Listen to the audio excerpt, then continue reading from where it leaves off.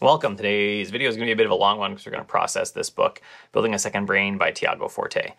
That's what we're going to do. We're just going to take the notes, go through how I take notes on them, and we can start by showing you. Actually, take the slip cover off because I don't normally have it on.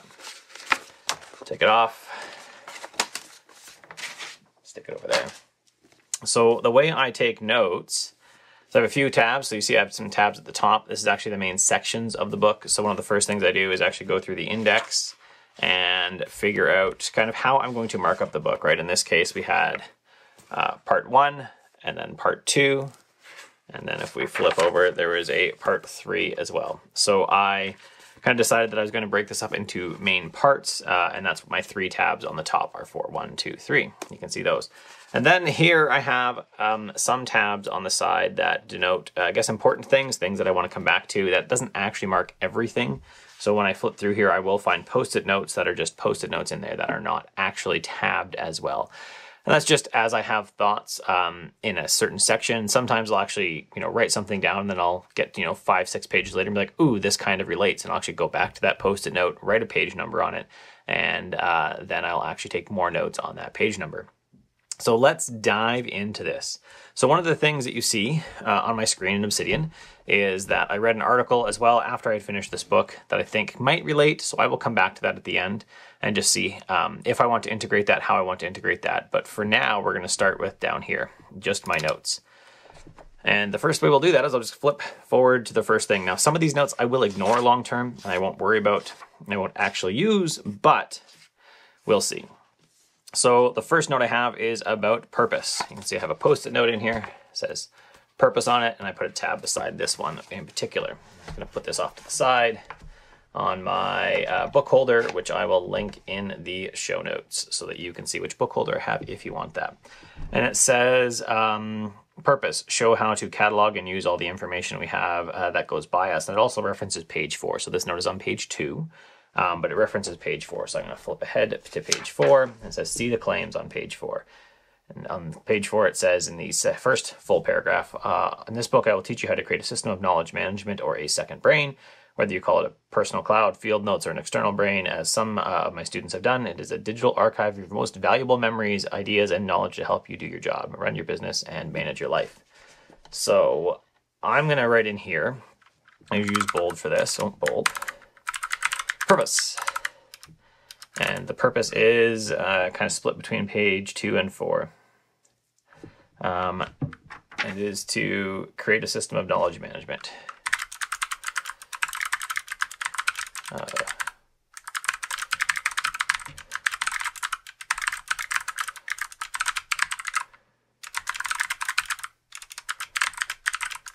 As you know, for video, I probably should also... I don't have Mosaic up, so let me start up Mosaic. Do this, because this will mean that I don't really cover up the screen as much, and I can probably make it longer. Okay, that's my first note on page 4. Actually, I should write that down here, and I will write page 2 and 4, just so that I have a reference long term. So that is the purpose. And I usually leave a space once I've talked about the purpose so that you can see it. I also usually denote the structure. So some of this method of my reading, my taking notes on books comes from How to Read a Book by Mortimer J. Adler, which many people have read, many people reference. So there are 3 sections. I'll just use my book holder here again, a little harder when I'm basically at the beginning of the book. And I'll do double, there we go. Structure, don't know when it tabbed. Part 1 builds the foundation of a system so you know why you may need it and how it works as an overview. Part 2, to details of code. So let me split here. I'm gonna split vertically, and I want to grab code.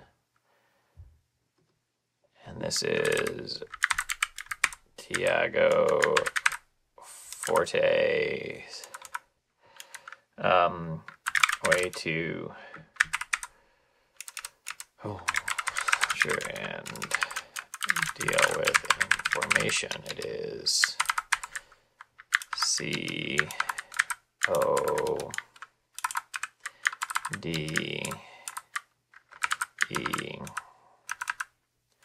stands for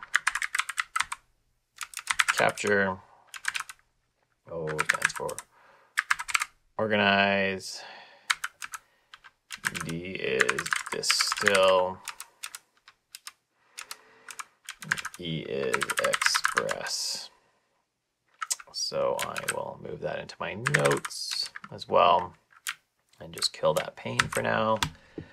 And the third section is making things happen. So this is all about kind of his E in code, actually, the express. So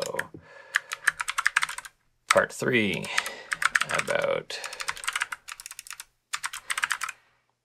producing something with all your notes.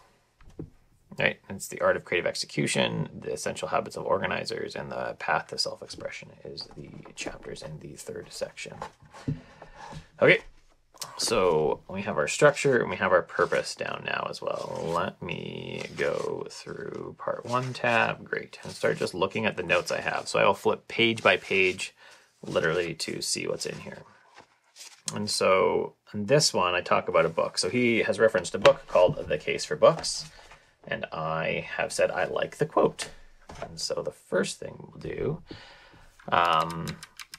is split.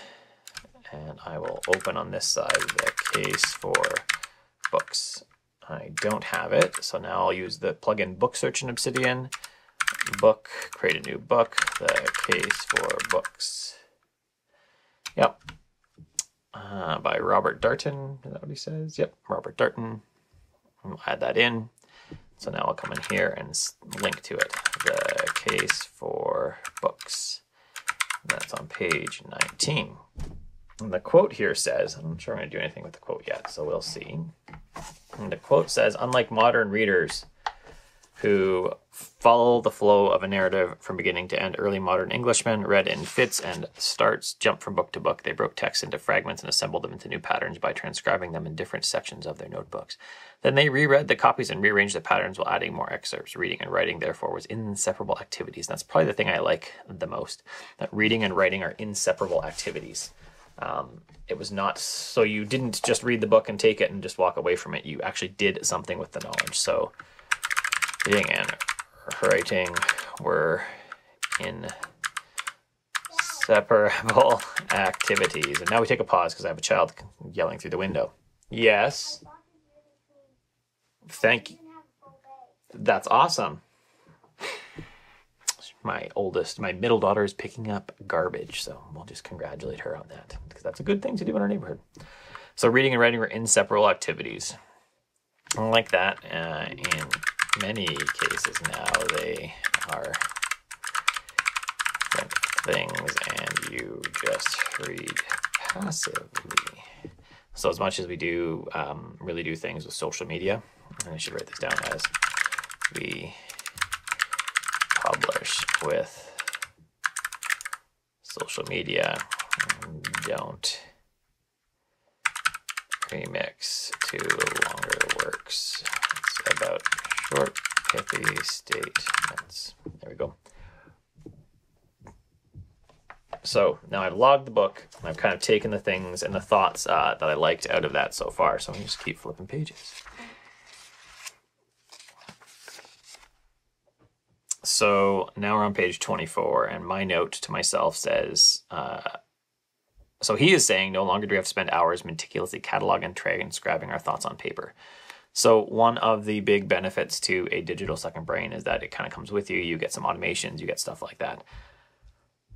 But the downside of this is easy note-taking. This is my note. Taking all the notes that don't matter about anything.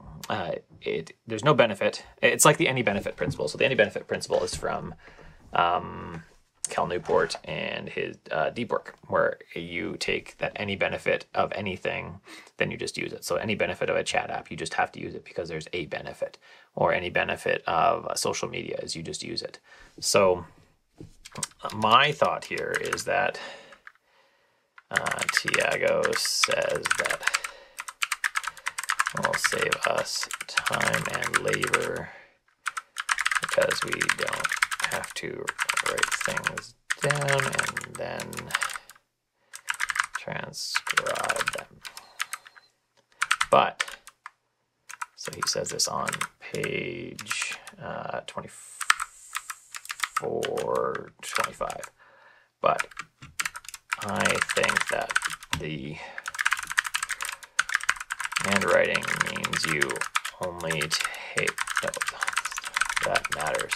So one of the big principles of bullet journal is that if a list isn't worth moving to your next journal, then it just wasn't worth having at all. So skip it. So one of the principles of bullet journal is that if a list isn't worth moving to the next notebook, it's not valuable enough and you should let it go. So that's one of the things I like about paper, especially on bullet journal, is that it is no first. So you're automatically not moving something, as opposed to in a task management system like Things 3, where you automatically are saying, yes, everything comes forward unless you take proactive action. So while it is really easy to take notes in digital form, to highlight and get your Kindle stuff sent off and all these things, it's more of a yes first system where you have to be very specific about saying no to things instead. So it makes it easy to take way too many notes and think you're being productive, and you're not. So digital note tools are yes first systems. It's easy to take notes and thus think you're making some. All you're doing is digital hoarding. Do I have a tag for digital hoarding? Hoarding. I think I want to tag this and keep it. So that means I will go to here, delete this, and I will come to this side and open digital hoarding. This is a tag note, and I will move it to tags. So, quick definition, way we hoard digitally because it takes no space in the world to keep a bunch of crap. There you go, digital hoarding done. Okay, so on to my next set of notes.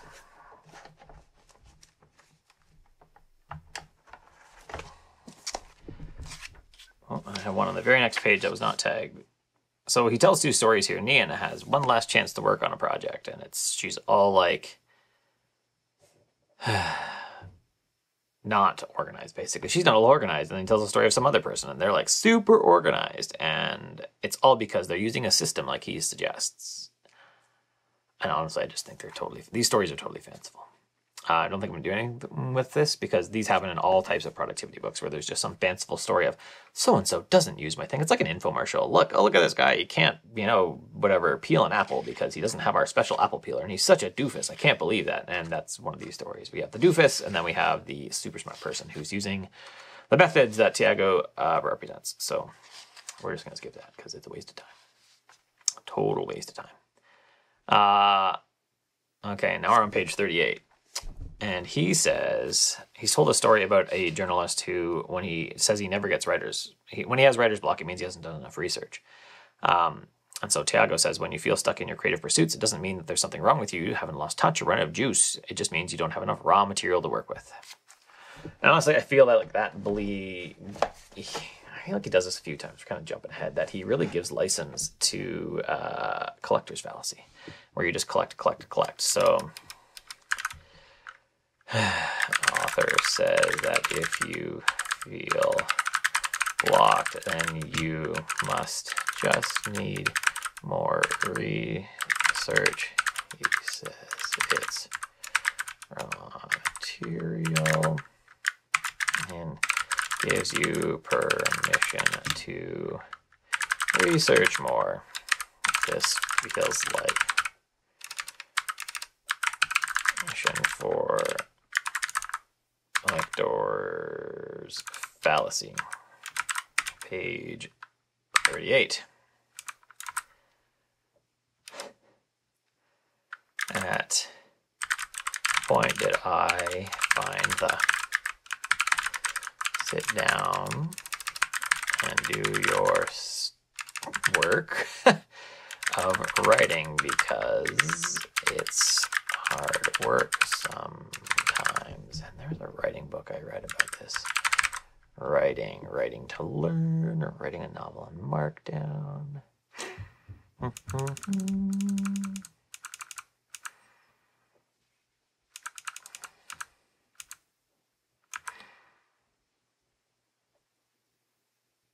What is this book?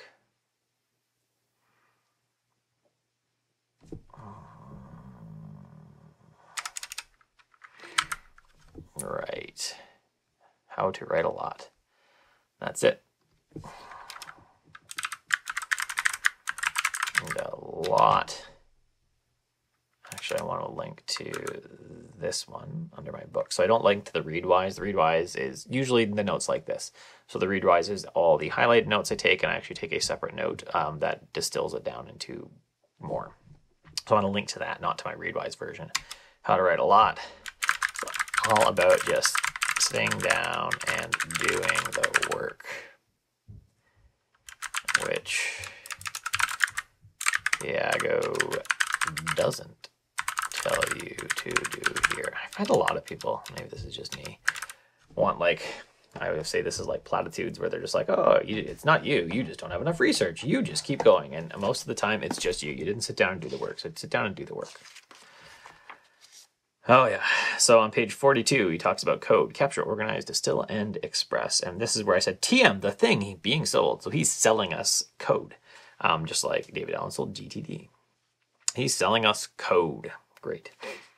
I'm going to skip that. That's just like a note. As like, this is what he's selling. This is the thing that he is selling us. And I don't really want that. So on 48, what is he saying? On 48, in kind of the last paragraph of mine, it says, this is why I recommend you shift as much of your time to effort as possible from consuming to creating.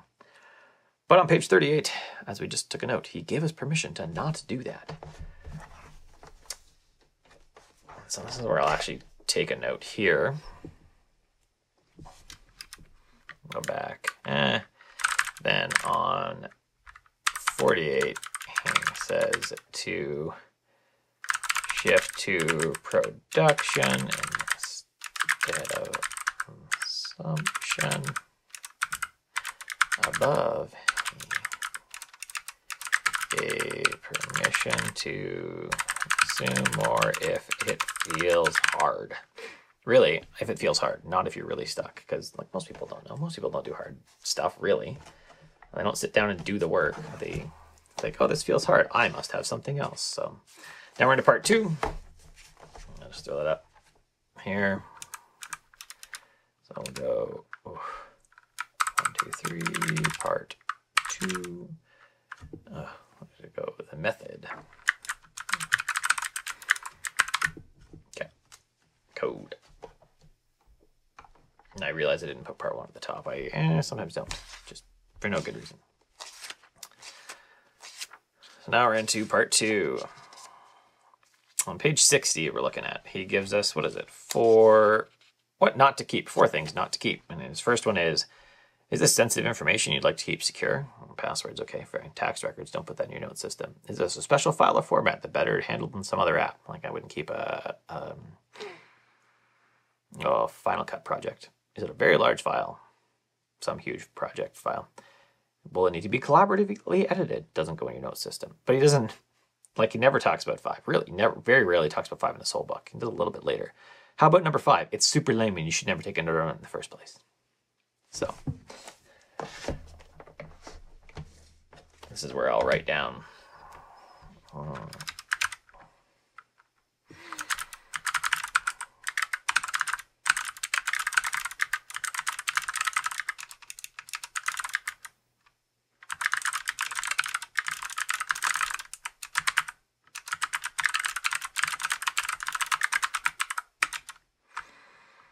page 60 and 61. All right, that's that note taken. I realize some of these relate to other things, but I'm just going to keep it in mostly chronological order at this moment. 62, he talks about, what is this? Oh yeah, so he talks about Richard Feynman. Richard Feynman? Yeah, I think it's Richard Feynman. What's his first name? Feynman, anyways. Who talks about keeping those main ideas in your head. It's keeping your main ideas in your head to keep working on. So I have, and try, I don't always do great at that, Richard Feynman says you should keep your ideas around to keep processing as you learn more. So this is information on page 62. This is like my idea of having for, do I have a note on areas of focus? Areas I do. Of focus, this is actually my main areas of focus that you should summarize based on your current learning every quarter or so to make so every quarter so that you can give a concise review of the topic when asked out of your notes. So I actually worked on this with a researcher once, and he has got back to me and he's really liked it. When someone says, hey, what's the current state of whatever? He pulls out his note, he starts going through it and just kind of like looks at it as a summary. Even if it's bullet point form, he can go through the main research papers, and he even logs some of the ones that he hasn't processed yet, and he puts them in there and says, hey, this is a great idea. Okay, so now we're looking at page 69, criteria are about keeping too much or too little. So he gives you 4 criteria. Number 1, does it inspire me? Sure. Is it useful? Okay, sure. Is it personal? Great. Number 4 is the lamest, I think. So is it surprising? And I think it's the lamest because we have a huge amount of things that are surprising and absolutely non-factual coming out, and for a while. So capture criteria 4 is it surprising? Page 69. Unfortunately, stuff like, do I have the jam study? Once people went back to them or found out it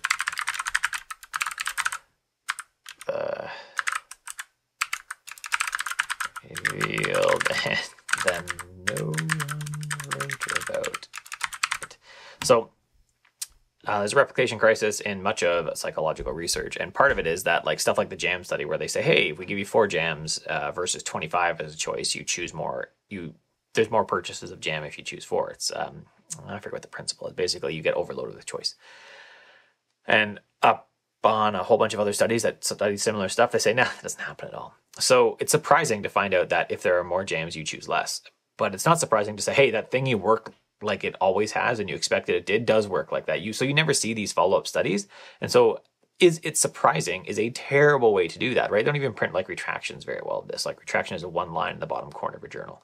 Whereas like the surprising study is like people just flock to it and they show how, oh, it's so good, and it gets published all over. And then none of the ones that say, hey, that thing that you thought was surprising is actually entirely wrong and you should never listen to it at all. So I think surprising is a bad criteria for capture. Probably a good one in its place, and ignoring the other ones he has, is capture. Do I disagree with this idea? That's probably a better one. Do I disagree with this idea? So I grew up in a fairly traditional Christian household, and the LGBTQ plus community is something that I was brought up to be told was not a good thing. My parents were not militant by any means, but still not a good thing. And so when I found a book that I thought was interesting on the trans community, I said, okay, I want to read this. But I actually asked the bookstore that I frequented back in Chilliwack, said, hey, the Bookman, this is a shout out for the Bookman in Chilliwack, excellent bookstore if you're there. to say, hey, like give me 4 books that are a kind of on the opposite end of this, that support the LGBTQ plus and specifically the trans community that I should read. And they gave me 4 of those. And so those are the ideas I would not normally agree with, and those are the ones I started reading first. I have never read the original book that got me interested in the topic, even though I have it behind me on the shelf. And my views were updated quite a lot from reading, say, the things that I would not necessarily agree with. So maybe my criteria for is not necessarily would I not agree with this idea? Like, what is my natural inclination not to agree with this idea? Then I need to read that first. I need to find this and capture it and actually interrogate it to say, like, maybe I'll read it and say, hey, this is totally a lie, and I still don't believe it. But I think more often we find out that the other side isn't dumb. A better option is to sure ideas that you normally wouldn't agree with. See, the other side is not dumb, which is an article that says, hey, that other side of some view is not stupid. So this will just kind of give me a better leaping off point when I come back to this idea at some point in the future. So let's go. What are my rest of my notes?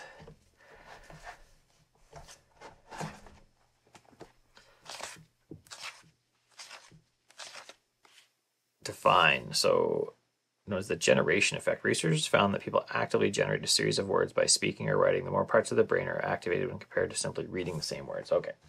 Generation effect is something I want to define. So I'm going to come in here. I'm going to make sure if I have it. Generation. I do not have it. So generation effect. Come over here. Generation effect. This is going to be a tag note. And then we'll open up Safari and we will type in generation effect. Go to Wikipedia and I will grab a link to it. URL. I guess this could be in YAML, but I just have never got to that point.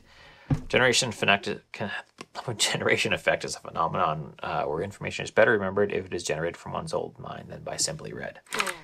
So my summary, if you generate information with your own mind,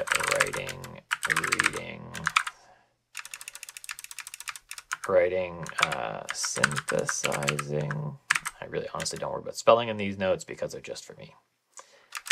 Then you remember it better than if you simply read the information. Assumption node only. So this actually goes into, I think, my collectors versus connectors note from quite a while ago. So collectors just collect things, connectors actually make connections. I don't have anything else that relates to right now, so I want to tag this. This is page 76. And we can close Safari in the background. Good. So I have a definition now.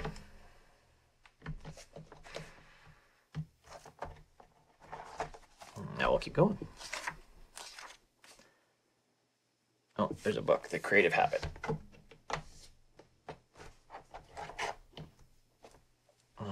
So we'll look at the book again. Creative Habit. Oh, I do have it in there. Nice. So let's open it, but it is in the wrong spot. So this is just a legacy of being on Craft for a while. So let's update this note while we're here. Twyla.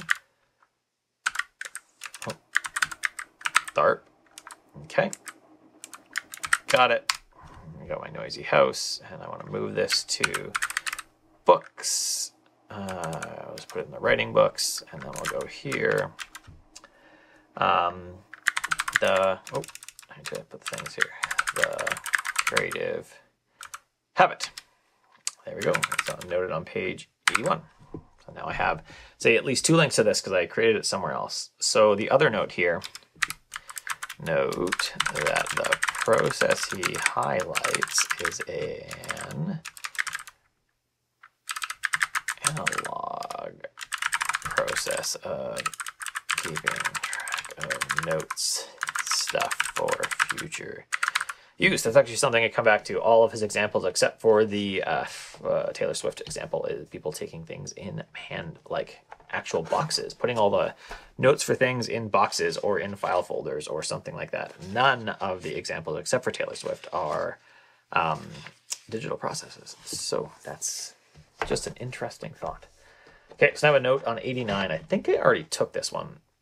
What is he talking about? I don't even know what he's talking about. Sometimes it's not. He's talking about his para system, which you can look it up for me.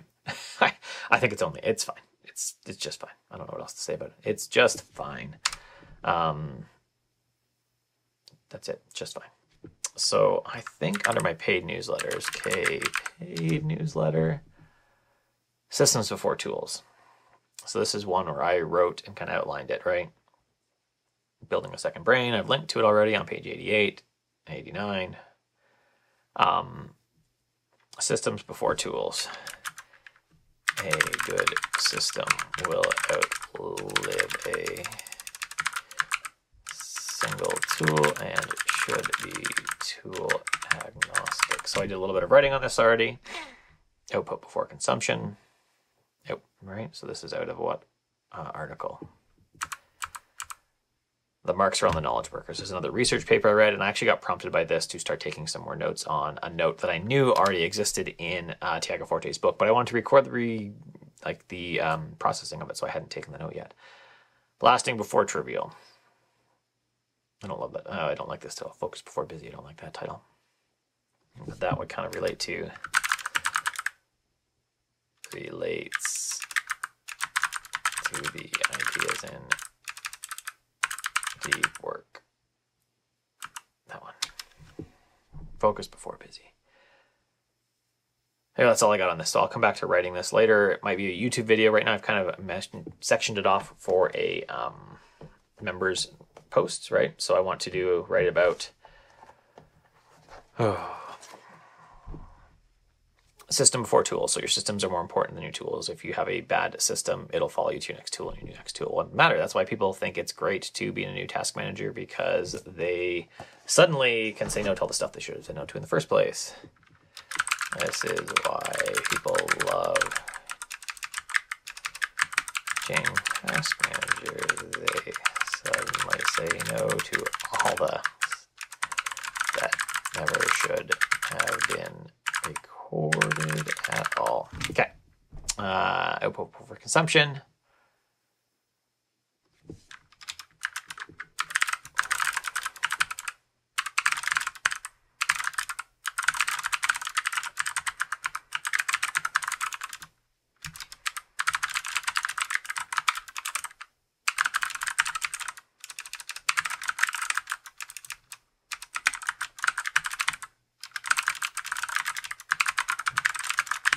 Go. Focus before busy. I don't like that title, but it's deep work.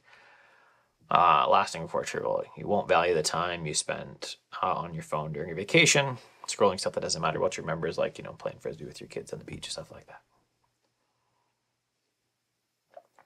So that's yet another thing. Note in here. Almost coming to the end. I don't know. There's only like 5 more tabs. So in 96. This is another one. It feels like I just wanted to create GTD.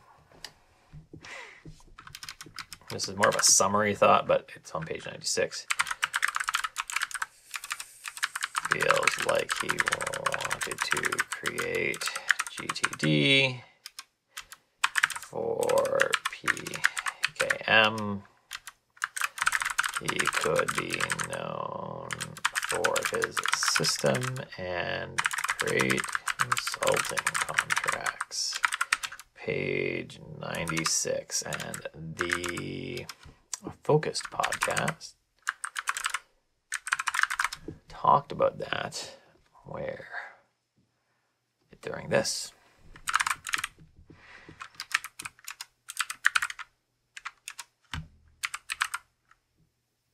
Mike Schmitz talked about that exact idea in there you go. Although he didn't I'm kind of saying it as derogatory. Like, oh, look, he's just trying to create his own thing, so you do his system. Mike was like, oh, yeah, that's like what Tiago Forte is doing with PKM and his parrot. Like, okay, great. He literally talked about this book in particular. He said, hey, that like he was more positive than I am on that point. 114, but again, this is an analog process. So and there he's talking about Francis Ford Coppola and the Godfather movies. Highlights. I suppose I should tag this for Francis Ford Coppola.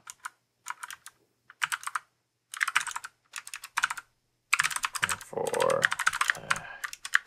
Godfather, but again, it's an analog process, not a digital one. Now that may be because of the time, but still, like he's teaching you the digital one in theory, but he's highlighting all of the people that did it in a analog form. Scott Scheffler talks about this a bunch with his AntiNet system. There's a good Reddit community for that, and I highlight it often in my PKM newsletter, PKM Weekly. So now he's talking about progressive summarization on page 114. So his progressive summarization really feels like the first step he takes is a note. And he just like takes like a big random highlight out of it, but he doesn't do anything else with it. He comes back to it later maybe and starts to bold some things and starts to highlight some things and go a little more detailed. The progressive summarization method feels like he'll end up with a bunch of notes that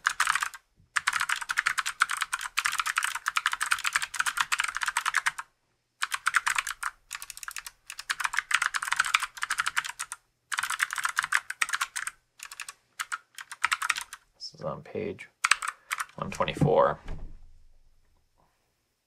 That kind of relates to like up above. Like he never broaches the idea that a note is just a waste of time. It's to a second brain. Waste. Because he never can just says, hey, it's a great note, take it. And he has like 4 or 5 steps. Great. Progressive summarization. Ta-da, my system. Again, it never feels like he does the hard work of saying, hey, you're just being dumb, stop it. And I clearly am more of that person. You're just being doing dumb stuff, stop it. And so now so he talks about highlighting without a purpose. This is on page 138. Also, 138, he says, got a purpose. So why have the note place if there is no purpose to it? And I have a note on 140 as well, which is a couple pages ahead, and it says, but if it's got some friction, don't waste your time on stuff. This doesn't matter. Friction isn't bad. So what does he say on 140? Let's look at it. On 140, he says, make highlighting difficult. Don't worry about analyzing, interpreting, or categorizing. Just listen to a feeling of internal resonance and deciding what content to save in the first place. So basically saying, don't make it too hard on yourself.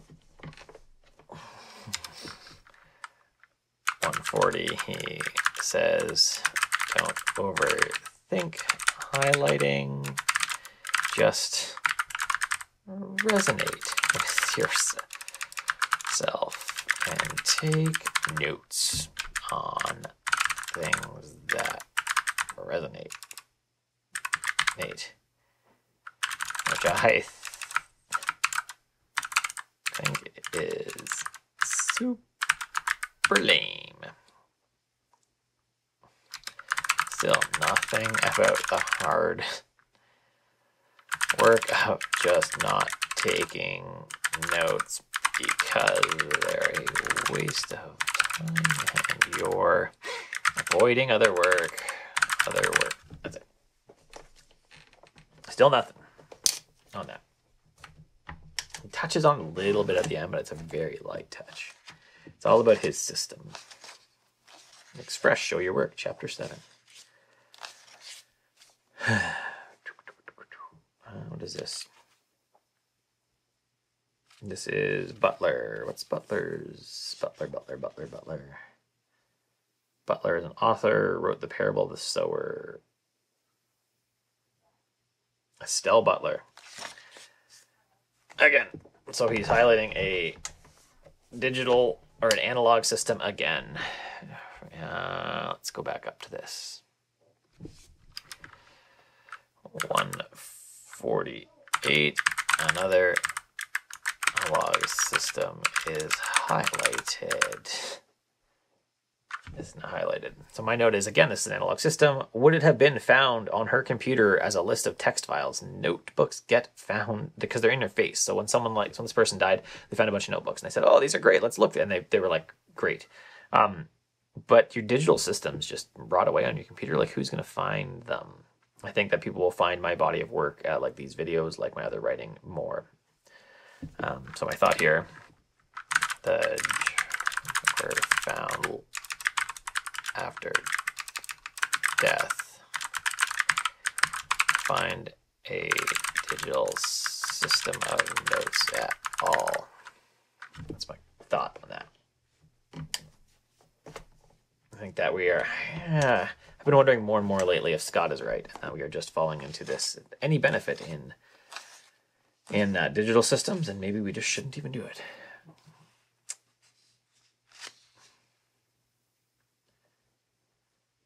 Okay, so now he's talking about connecting notes. On page 158, how to, what is his actual subtitle? How to resurface and reuse your past work. How to resurface and reuse your past work.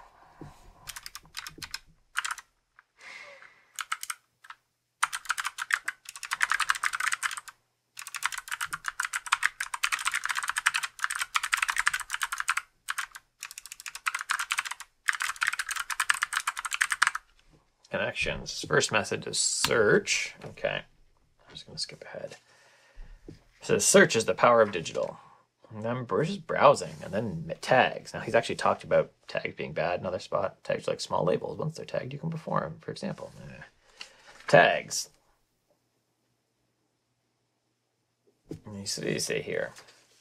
I don't recommend using tags as your primary organizational thing, but at the end, I guess another lame thing. At the end, he's a section, hey, get tagging, and it's sign up for an email. So you can get the tagging section of the book that you already paid for if you get an email. That's it. And then serendipity, just, the universe brings you crap, like Dirk Gently's stuff. So again, my thought here is, the power of digital tools like Obsidian,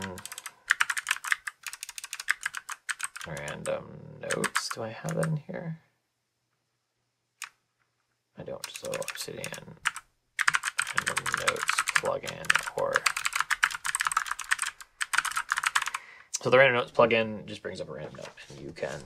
I've used it lots to like just make connections, right? You randomly go through things. This is like just serendipity. You'll come across it as you scan all your folders. So it feels like some of it is like a good digital system, but then some of it is like just look through it all again. Which does not leverage the power of digital at all. Part 3, the shift, making things happen. Let's write that down as a part 3. Part 3, shift, making things happen. All right.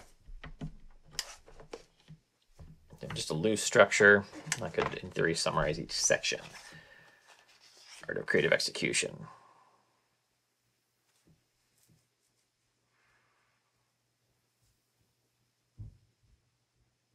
So he says on page 177, building a second brain is about standardizing the way we work because we only really improve when we standardize the way we do something. To get stronger, we need to lift weights using the correct form. A musician relies on standardized notes, time signatures, yada, yada, yada. So he's saying has a process for yourself.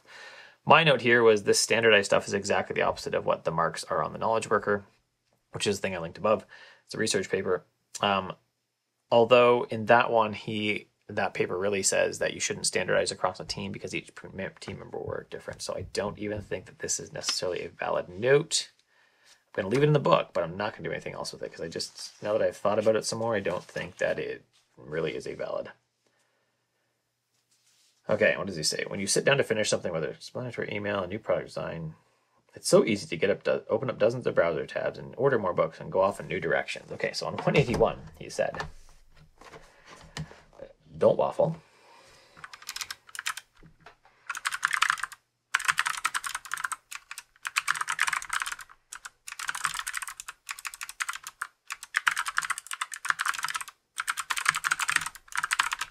That's 181.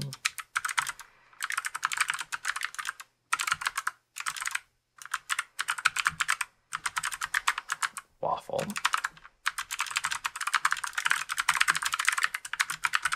Blocked. Which one is it? So which one is it? Are you blocked or should you just do your thing? Right, 194 and 95 provide a bit more. It says 183.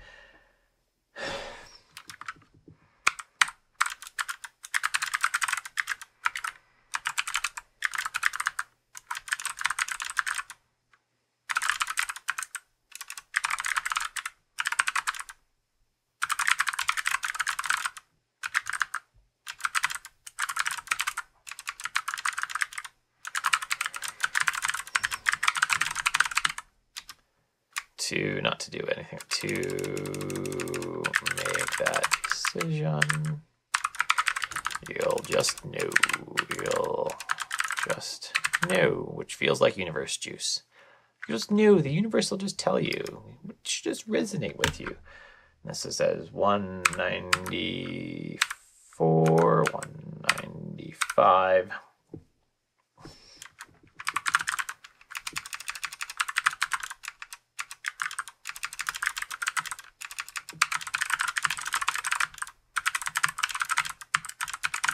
But not much. Just a little bit more to say, hey, you should just really focus, but not much. I'm 194, 195. So that's, again, this post-it note here has a multiple, right? It has the main note, it has 183, and then 194, 195. And we are almost getting to the end.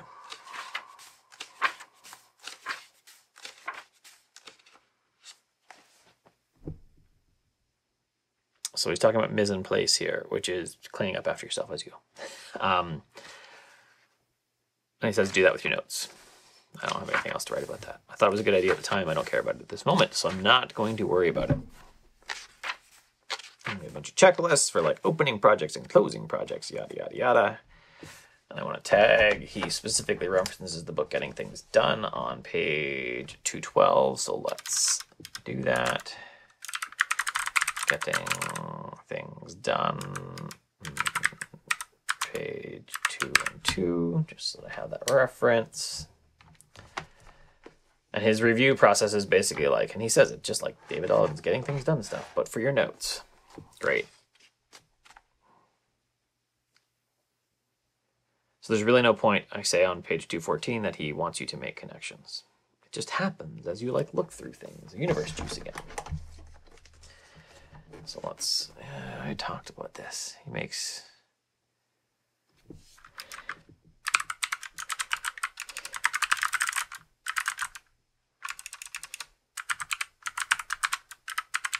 I like that term, universe juice.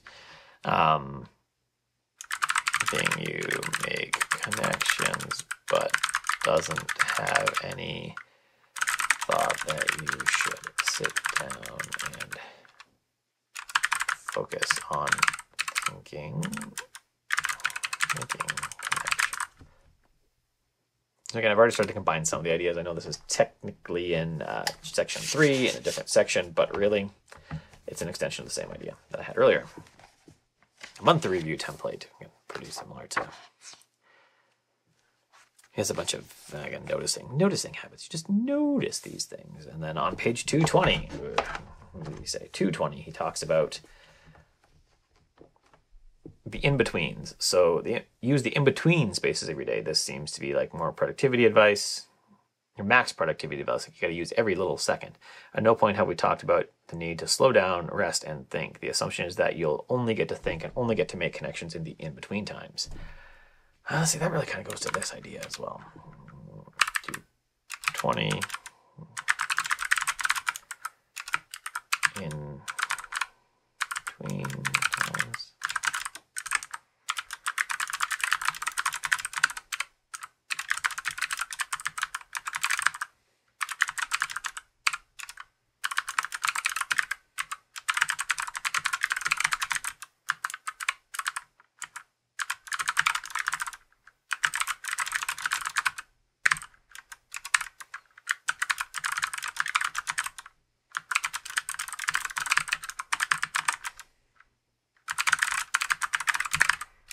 Distraction. You only ever get the in-between times. You'll never have real thinking time because nobody does that. Literally what I'm doing right now. So the major output is our thinking, but we shouldn't worry about it. About clean time to think, right? The major output, he says, is the, like, we need to think, but he never actually says, sit down, clear your schedule, think. He says, just use the in-betweens, use little shifting spaces. Book. The bullet journal method. I should have a tag on that. Let's use it. So the bullet journal method in many ways would probably be the bullet. I don't have that in here, really. I've read it. Let's take that note right out. I just assumed I'd have it, so let's open that up and say book bullet journal method.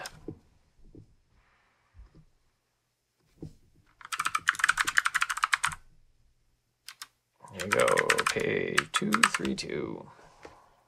I think that's my last note. I do my last flips. I think that's really it. Oh, no, there's a few things. So, he talks about joining the social community of this. And then the last one, a stupid email collection service. So page 243. 243 says to get the tagging chapter. I hate this stuff. This is why I'm a bad marketer, but I hate this stuff. I bought the book. Why do I have to sign up and give you an email? Then additionally, to be able to get the tagging chapter. Just give me the chapter, you stupid marketer. So that's how I would start to process this book. Seen a bunch of notes in here, and then I would take them and turn them into stuff like paid newsletter. So struggling with building a second brain right here, where I talk about capture is too easy and just some ideas on this. I've already started writing this, that he talks about how capture is so easy, and he does some hand-wavy statement about don't capture frivolous stuff, but never does anything. And I have, here's some of my notes. Actually, a previous video where questions connectors ask, ABC lists, here's some things to really ask to make good connections. And then he gives you permission for collector's fallacy, which we've actually talked about already. And so that's what I would turn it into, or I turn it into, say, this note here. Systems before tools, right? And we talked about this one as well. That's what I would do after I have taken all this work on the note. That's it. I think the book is, it's okay. I don't think it's spectacular. Clearly, because you've watched the whole video. If you like the video, thumbs up below. If you loved it, subscribe, hit the bell. YouTube will let you know something happened. Otherwise, have a great day. Go hang out with your kids, read a book, do something like that. You can find my courses below on SkillShare, or you can become a member, curtismchale.ca/membership. Take a course, curtismchale.ca/education. Everything's in the bottom. Have an excellent day.